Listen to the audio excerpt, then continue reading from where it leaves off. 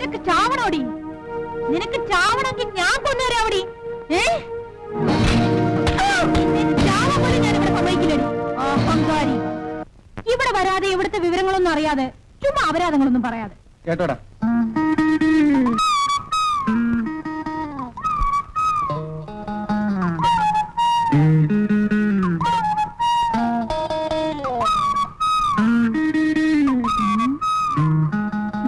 അതാണ് ആൺകുട്ടികൾ. ഇതേതാ ഒരു പുതുമുഖം? കഞ്ചാവടിച്ച കോഴിയെ പോലെ ഇരുന്ന് പരുങ്ങുന്നത് കണ്ടോ? കറക്റ്റ്. പയ്യൻസ് ഒരു പുതുമുഖമാണ്. അരങ്ങേറ്റം ഇവിടെ തന്നെ ആട്ടെന്ന് ഞങ്ങൾ കരുതി.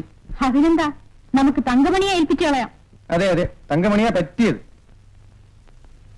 ഇവന്റെ തന്തപടി പോറില്ല, ഒറ്റ മോന. ഇവനെ ലേലട്ടിറക്കേണ്ടത് നമ്മുടെ പൊതു ആവശ്യമാണ്. നമുക്കൊരു കാര്യം ചെയ്യാം. തങ്കമണി വേണ്ട. കുഞ്ഞുങ്ങളും പേടിച്ചാലോ? രാധയാവുമ്പോ ഒരു കുഴപ്പമുണ്ടാവില്ല. അവളും അത്തരക്കാരിയാണല്ലോ. വാവുഞ്ഞേ പതുക്കെ സൂക്ഷിച്ച്. നിങ്ങൾ വെറുതെ ഇരുന്ന സമയം കളയണ്ട. ഇവിടുമാരൊക്കെ എവിടെ പോയി? രണ്ട് മാന്യന്മാര് വന്നിട്ട് എത്ര സമയമായി? ഓരോരുത്തരും വന്ന് വിളിച്ചിട്ട് പോവിനടി. വാവുഞ്ഞേ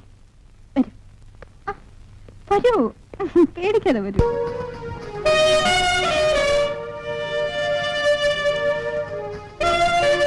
എന്തിനാ ഇങ്ങനെ സുഖത്ത് വിളിക്കുന്നത്? വെറുതെ ഒരു ആദ്യമാണ് അല്ലേ?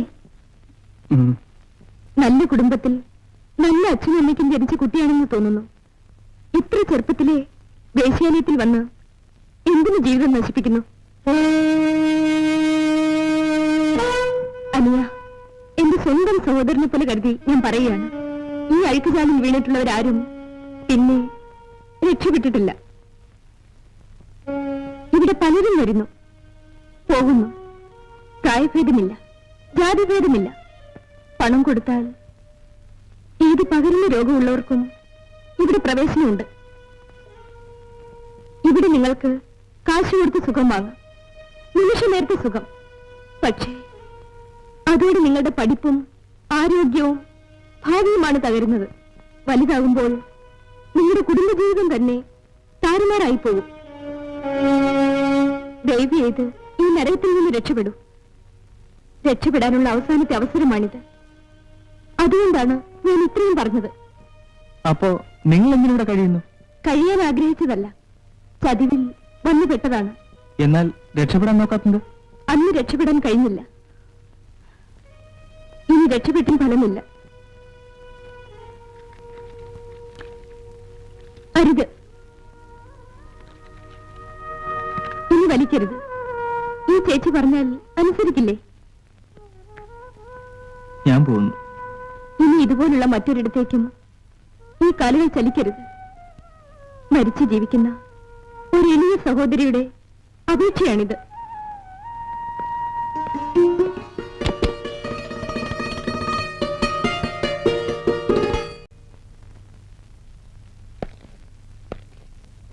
Hello Meenamma, how are you? Hi പീറ്ററോ. എന്റെ കാമുകിമാരെല്ലാം അവിടെ? Thanki, Vasanthi, Julie, my dear. ആരെയും തഴയുന്ന പ്രശ്നമേ ഇല്ല.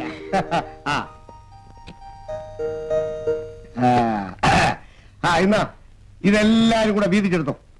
ലോട്ടറി അടിച്ചോ? ലോട്ടറി അടിച്ചില്ല, ഒരു സൂട്ട് കേസ് അടിച്ചു. ജയന്തി ജനത എക്സ്പ്രസ് അതിവേഗം പാഞ്ഞുപോയിക്കൊണ്ടിരിക്കുന്നു. First class compartment. ഈ പെട്ടി എന്നെ നോക്കി ചിരിക്കുന്നു. ഉടമസ്ഥനെ എനിക്കറിയാം, 110 രൂപ പലിശ വാങ്ങിക്കുന്നവനാ. അയാള് ബാത്റൂമിൽ പോയതൊക്കെ നോക്കി ഞാൻ എവനെ അടിച്ചോണ്ടിഞ്ഞ് പോന്നു. ഈ പണം സമ്പാദിക്കാൻ പറ്റിയതല്ല. ബാക്കി നീ അമ്മയെ വെച്ചോ.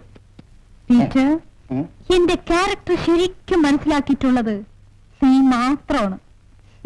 അതുകൊണ്ടാണല്ലോ പെട്ടിയോടെ തന്നത്.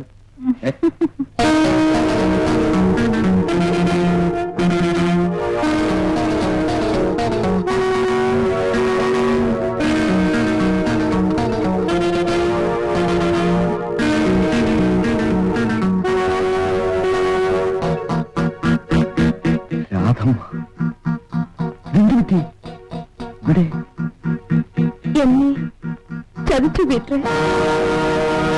എന്നെ എങ്ങനെയെങ്കിലും ഇവിടുന്ന് ഒന്ന് രക്ഷപ്പെടുത്താമോ? ശരി, ഞാൻ രക്ഷപ്പെടുത്താം. അവരറിയാൻ വിടില്ല. എന്നെ ഇവിടെ ആരും തടയില്ല. വേഗം തയ്യാറായിക്കൊള്ളൂ.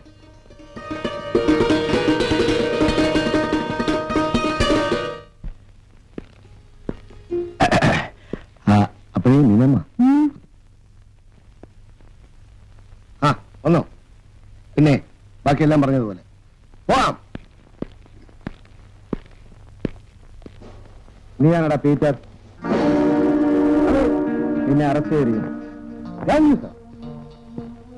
യാതൊന്നും വിഷമിക്കാതെ ഞാൻ ഉടനെ മടങ്ങി വരും. വന്നാൽ ഉടനെ ശരിയാകും. ഉടനെ ഇങ്ങ് വരും. മജിസ്ട്രേറ്റ് നിന്റെ തന്തയല്ലേ? എന്റെ തന്തയ്ക്ക് പറയല്ലേ സാറേ, എന്റെ തന്ത മജിസ്ട്രേറ്റ് അല്ല, പാലത്തിങ്കൽ പൗലോസാ.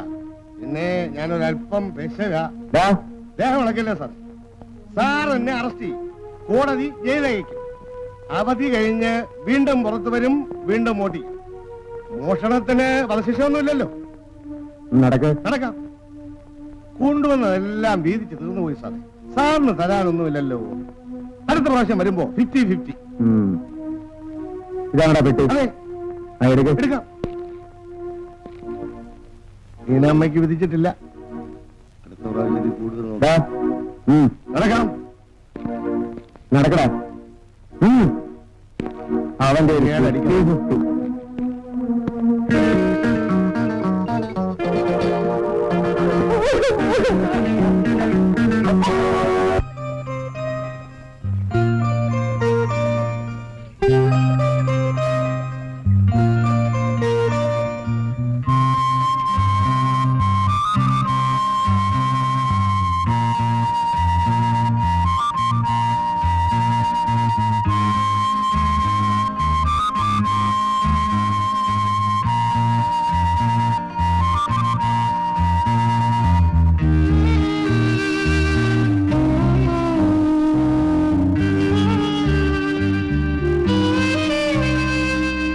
നാശം.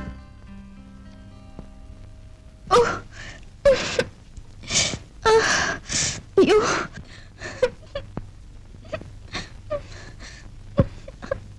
എന്താ വസന്തി? ഇത് കണ്ടോ?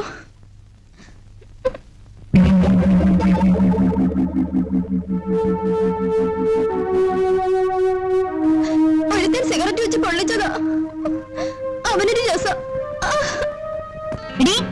കണ്ടവന്റെ പണം വാങ്ങിച്ച് നീ ഇവിടെ ഇരുന്ന് കൊള്ളുന്നോ? അയാൾ അവിടെ കിടന്ന് തെറി പറയുന്നു. എനിക്ക് ചെല്ലടി അങ്ങോട്ട്. ഇത് കണ്ടോ? ഞങ്ങളും മനുഷ്യരല്ലേ, ജീവനോട് ചുട്ടുകരിച്ചാലോ? വരുന്നവരുടെ ഇഷ്ടത്തിന് നിന്ന് കൊടുക്കണോടി, അതിനാ അവര് പണം തരുന്നു. എനിക്ക് വയ്യ. അയാൾ കണ്ടമാനം കുടിച്ചിരിക്കുന്നു. വേറെ വല്ലവരെയും പറഞ്ഞു വിട്. അയാൾക്ക് നിന്നെ തന്നെ വേണോന്ന്. എനിക്ക് വയ്യെന്ന് പറഞ്ഞില്ലേ?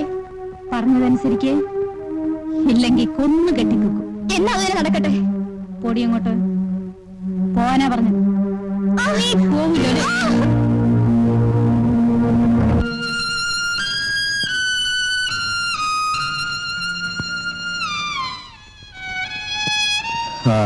ഞാൻ സസ്പെൻഷനിലാണ്. പകരം വരുന്നത് ആരായിരിക്കും? നിനക്ക് പകരം വരുന്നവരെ നോട്ടോ അല്ലേടി? എന്റെ കാര്യം ഒരു പ്രശ്നമല്ല. അവനിപ്പോ ഞാൻ എന്ത് വേണമെന്നാ പറയുന്നേ? ആ കള്ളം പീറ്റർ നിനക്കും എനിക്കും എതിരായി പരാതി വെച്ചിട്ടുണ്ട്. അന്വേഷണത്തിന് ആള് വരുമ്പോ രാത്രി ഇവിടെ കാണരുത്.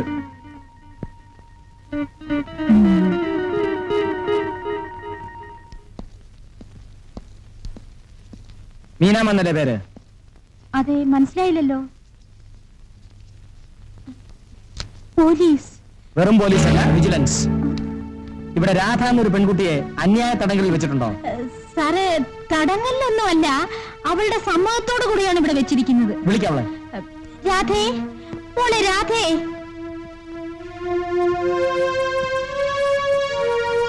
നിന്നെ ഇവരിവിടെ തടഞ്ഞു വെച്ചിരിക്കുകയാണല്ലേ? അതിന്റെ പെട്ടിയ സാധനങ്ങളൊക്കെ എടുക്ക പറഞ്ഞു കേട്ടില്ലേ? പോലീസാണ് പെണ്ണെ, എടുത്തോണ്ട് പോ. ആരോരും ഇല്ലാത്ത പാവപ്പെട്ട പെൺകുട്ടികളെ ബലാത്കാരമായി കൊണ്ടുവന്ന് നിർബന്ധിത വ്യഭിചാരം നടത്തുകയാണല്ലേ? അയ്യോ സാറേ, അങ്ങനെ ഒന്നുമില്ല. സാറോ? ഇതുപോലെ എത്ര പേരുണ്ട് ഇവിടെ? ചോദിച്ചേട്ടില്ലേ? സാറേ, ഇവളല്ലാതെ മറ്റാരും ഇല്ല. ഞാനും കൂടി വരുന്നു സാർ. പോണ്ടൊരുക്കെ പോവി. വരൂ.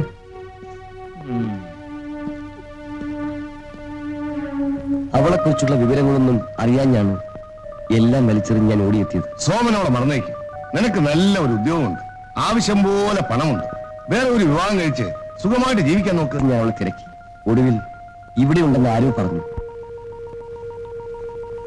കൂടുതലൊന്നും എന്നോട് ചോദിക്കരുത്.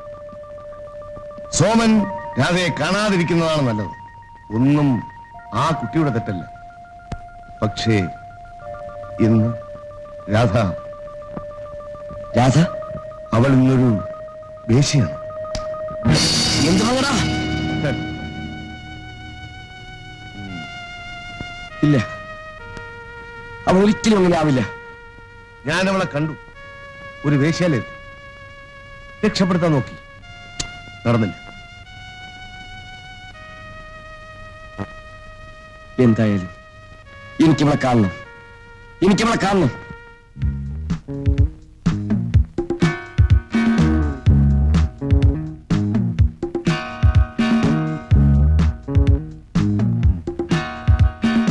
എന്നോട് ഈ ചതി വേണ്ടായിരുന്നു. എന്റെ ഭർത്താവ് നിന്നോട് ഒരു ചതിയും ചെയ്തിട്ടില്ല. മീനാമ്മയുടെ അവിടുന്ന് നിന്നെ മാറ്റി നിർത്തണമെന്ന് ആ ഇൻസ്പെക്ടറാ പറഞ്ഞത്. ഇൻസ്പെക്ടർ പറഞ്ഞാലും മീനാമ്മ പറഞ്ഞാലും വിജിലൻസ് ആണെന്നും എന്നെ രക്ഷിക്കാനാണെന്നും ഭാവിച്ചു വന്നത് നിങ്ങളുടെ ഭർത്താവല്ലേ? വേണ്ടപ്പെട്ടവർ പറഞ്ഞാൽ ഞങ്ങൾക്ക് ഇങ്ങനെയൊക്കെ വേഷം കെട്ടാതിരിക്കാൻ പറ്റുമോ? പിന്നെ ഇതിന്ന് രക്ഷപ്പെട്ടിട്ട് എങ്ങോട്ട് പോകാമെന്ന് നിന്റെ വിചാരം? ദൈവം വിചാരിച്ചാലും ഈ ജന്മം നമുക്ക് വേറെ രക്ഷയൊന്നും ഇടരാതെ ഒരിക്കൽ വഴിതെറ്റിയവൾ എന്നും പതിവ് തന്നെ. മരണത്തിനെ ഇനി നമ്മെ രക്ഷിക്കാൻ കഴിയും. ആ ചേച്ചി, എനിക്ക് അവിടത്തേക്കാൾ ഇവിടെ വളരെ ഇഷ്ടപ്പെട്ടു. ഞാനിതാ കുളിച്ച് റെഡിയായി ഡ്രസ്സൊക്കെ മാറിയിട്ടാ ചേച്ചി കാണാൻ വന്നത്. നീ മിടിക്ക്, ജീവിക്കാൻ അറിയാം. കുഞ്ഞേ, നീ ഇവിടെ കണ്ടു പഠിക്ക്. ഇവിടുന്ന് പോയാൽ നീ രക്ഷപ്പെടുമെന്ന് കുറിപ്പുണ്ടെങ്കിൽ പറ, എന്ന് ഞാൻ പറഞ്ഞേക്കാം. നിർബന്ധിച്ചാരെയും ഞാനിവിടെ നിർത്താറില്ല. പക്ഷെ നീ ഒന്നോർക്കണം, ഒരിക്കൽ ചീത്തയായവൾ മറ്റുള്ളവരുടെ ദൃഷ്ടിയിൽ ചീത്തയായവളാണ് എന്നത്തേക്കും. സ്വന്തം വീട്ടുകാരുടെ മുൻപിൽ പോലും അങ്ങനെയാ. ഞാൻ പറയാനുള്ളത് പറഞ്ഞു. ഇനി നിന്റെ ഇഷ്ടം.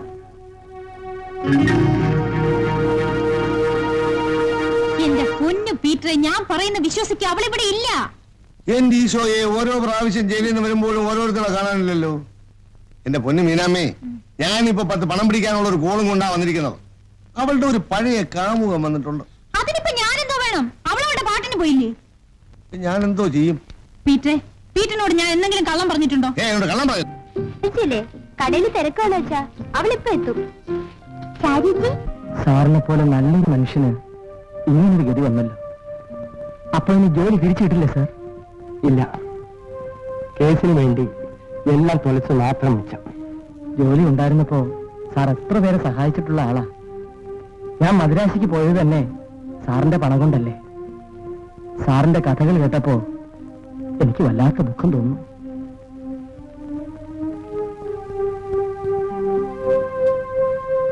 സാർ, വേണ്ട, എനിക്ക് സഹായങ്ങൾ ഒന്നും വേണ്ട. ഞാനത് സ്വീകരിക്കുകയില്ല. സാർ അങ്ങനെ വിചാരിക്കരുത്. എന്റെ ഒരു സന്തോഷത്തിന് വേണ്ടിയാണ് സാർ.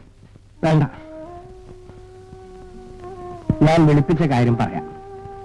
എന്റെ മൂത്ത മകള് ശാരദ SSLC പാസ്സായി വെറുതെ നിൽക്കുകയാണ്. ടൈപ്പ് റൈറ്റിംഗ് ലോവറും ഹയറും പാസ്സായിട്ടുണ്ട്. രാവിലെ വിചാരിച്ചാൽ സാർ അത് ഇല്ല, ബുദ്ധിമുട്ടാണെങ്കിൽ വേണ്ട. അവൾക്കൊരു ജോലി കിട്ടിയിരുന്നെങ്കിൽ ഒരു സഹായമായേനെ.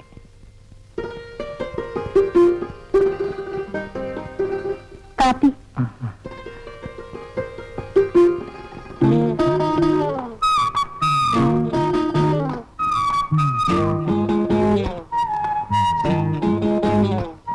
ശാരദ മൂത്തവൻ. ഇളയ കുട്ടികളൊന്നും കണ്ടിട്ടില്ല സാർ. വടക്കേ വീട്ടിൽ പശുത്തൊഴുത്തിൽ ഇലക്ട്രിക് ലൈറ്റ് ഉണ്ട്. അവിടെ ചെന്നിരുന്ന് പഠിക്കുക. സാർ, ഞാൻ കാര്യം ചെയ്യാം. ഞാനും ഭാര്യയും മറ്റന്നാൾ തിരിച്ചു പോകും. ശാരദ കൂടി ഞങ്ങളും കൊണ്ടുപോയിക്കോളാം.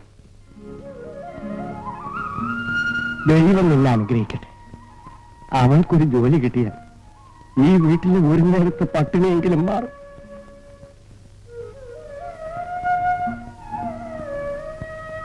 മറ്റന്നാ രാവിലെ പുറപ്പെടാൻ തയ്യാറായിരുന്നുള്ളൂ ശാരദേ.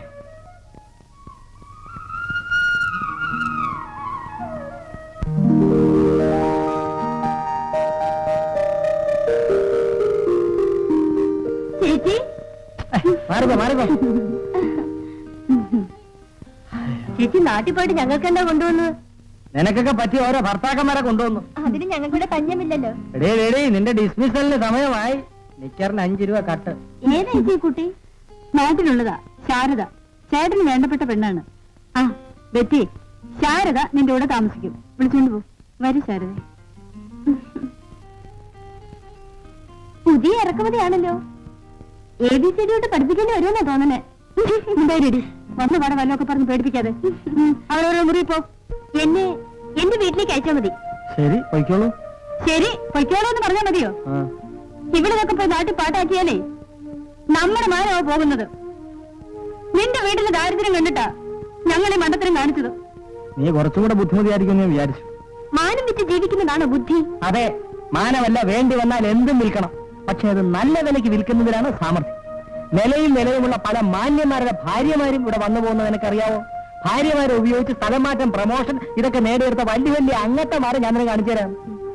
അങ്ങനെ ബുദ്ധിയുള്ളവർ ഓരോന്നും നേടും. എടീ, നിനക്കറിയാമോ, മന്ത്രിമാര് വരെ വിചാരിച്ച് നടക്കാത്ത കാര്യം ഇദ്ദേഹം ഒന്ന് ഫോൺ എടുത്ത് കറക്കിയാൽ അപ്പൊ നടന്നിരിക്കും. എന്തായാലും ഞാനില്ല. ഞാനായിട്ട് നിന്നെ നിർബന്ധിച്ച് ചീത്തയാക്കുന്നില്ല. ഈ നാട്ടിൽ പെമ്പിള്ളേരെ കിട്ടാനാണോ പഞ്ഞ? എനിക്ക് നീ ആയാലെന്ത്, ഇന്നൊരുത്തി ആയാലെന്ത്, എനിക്ക് വേണ്ട എന്റെ കമ്മീഷൻ മാത്രം. ഇവിടെ വന്നിട്ടുള്ള ഒരു പെൺകുട്ടികൾക്ക് ഒരു ആപത്തും സംഭവിച്ചിട്ടില്ല. അതിനുള്ള കപ്പാസിറ്റി, ഇൻഫ്ലുവൻസും ഒക്കെ എനിക്കുണ്ട്. ഇവിടുന്ന് പണം ഉണ്ടാക്കി പോയി വിവാഹം ചെയ്ത് ജീവിക്കുന്നവർ എത്ര പേരുണ്ടെന്ന് അറിയാമോ? കുളിച്ചു കയറണമെന്നാണ് ചൊല്ല്. ഇറങ്ങി തിരിച്ച സ്ഥിതിക്ക് ഇനിയൊന്നും ആലോചിച്ചിട്ട് കാര്യമില്ല. രാവണിച്ചേട്ടൻ ഇതാണ് പണിയെന്ന് നാട്ടിൽ ആർക്കും അറിയില്ല. അതാണ് മിടുക്ക്. നാളെ നീ ഇവിടെ ആരായിരുന്നെന്ന് നാട്ടുകാരറിയില്ല. അതുകൊണ്ട് തെറ്റില്ലാതാവുമോ?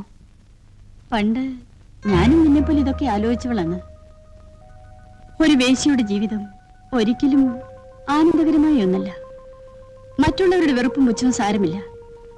പക്ഷേ നമ്മുടെ ഇടപാടുകാർ കാണിക്കുന്ന ക്രൂരത തന്നെ ചിലപ്പോൾ ദുസ്സഹമാണ്. ഇത് നോക്കൂ. ഇവിടെ വരുന്നതിന് മുൻപ് ഞാൻ നിന്റെ വീട്ടിലെ പതിവുകാരനുള്ള അനുഭവമാണിത്. പച്ച മാംസത്തിൽ തീ വെച്ച് പൊള്ളിക്കുക, അയാൾക്കത് വലിയ രസമായിരുന്നു. എന്നാൽ ഒരു കാര്യം ഞാൻ പറയാം, ഇവിടെ അങ്ങനെയൊന്നും നടപ്പില്ല. എല്ലാത്തിനും ഒരു ചിട്ടയും ക്രമവും ഉണ്ട്.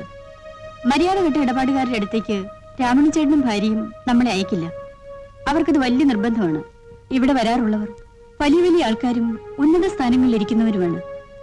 ആ പരിചയവും ബന്ധങ്ങളും വെച്ച് പലതും നേടിയവരും നല്ല നിലയിലെത്തി ഈ ജീവിതത്തിൽ നിന്ന് തിരിച്ചു പോയവരും ധാരാളമുണ്ട്. ഞാൻ നശിച്ചു, തീർച്ച. പക്ഷേ അതുകൊണ്ട് എന്റെ കുടുംബം മുഴുവൻ രക്ഷപ്പെട്ടു. അവരെല്ലാം ഇന്ന് വളരെ സംതൃപ്തരാണ്. ഞാനിന്ന് വീട്ടിലോട്ട് ചെല്ലുമ്പോൾ ഒരു രാജകുമാരിയെ പോലെയാണ് അവരെന്നെ സ്വീകരിക്കുന്നത്. അവരുടെ സന്തോഷം കാണുമ്പോൾ ഞാൻ എന്റെ ദുഃഖങ്ങളെല്ലാം മറക്കുന്നു. എനിക്കൊന്നും വേണ്ട, റേഷൻ കടയിലെ കാശ് കൊടുത്താ മതി. അപ്പൊ പിന്നെ അരിയുടെ കഞ്ഞി കുടിക്കാമല്ലോ.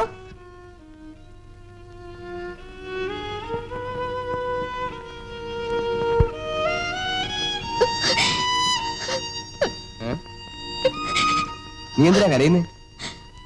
ഒരു വേശ്യക്ക് കരയാൻ പാടില്ലേ? ഇന്ന് വരെ ഒരുത്തിയും കരയുന്ന ഞാൻ കണ്ടിട്ടില്ല. കരഞ്ഞ് കണ്ണീര് പറ്റിയിട്ടാവും ഞാൻ ഇന്ന് ഈ കട്ടിലിൽ വെച്ച് വേശ്യായതേ ഉള്ളൂ. കുറെ കഴിയുമ്പോ എന്റെ കണ്ണുനീരും തീർന്നിരിക്കും. ഓഹോ, അങ്ങനെയാണോ? ഞാൻ നിന്നെ മറക്കില്ല.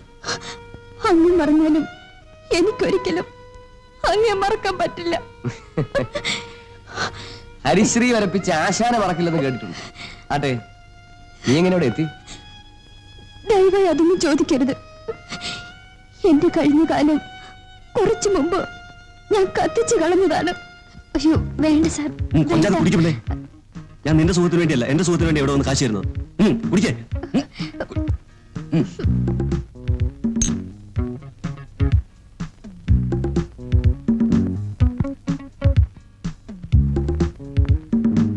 നിനക്ക് അവിടെ ഏത് ഓഫീസിലെ ജോലിയെന്ന് ഇവിടെ പലരും ചോദിക്കുന്നുണ്ട്.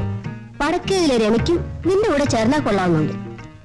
വേണ്ടമ്മേ, ഇനി ഇവിടെ വേക്കൻസി ഇല്ല. സരസ്വതി, വർത്തമാനമൊക്കെ പിന്നെ ആകാം. അവൾക്ക് ആഹാരം ഉണ്ടാക്കാൻ നോക്ക്. എനിക്കായിട്ട് ഒന്നും ഉണ്ടാക്കണ്ട.